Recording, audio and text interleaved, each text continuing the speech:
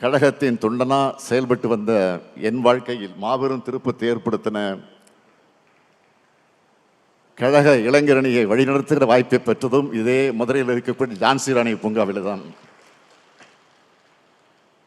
அந்த மாநாட்டில் பேசின தலைவர் கலைஞர் சொன்னார், என் கால்கள் நடையை நிறுத்தாது, நாங்கள் நடந்து கொண்டேதான் இருப்போம்னு சொன்னார்.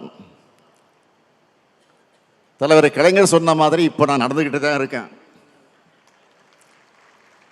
நம்முடைய லட்சிய பயணம் எப்பொழுது நிற்காது.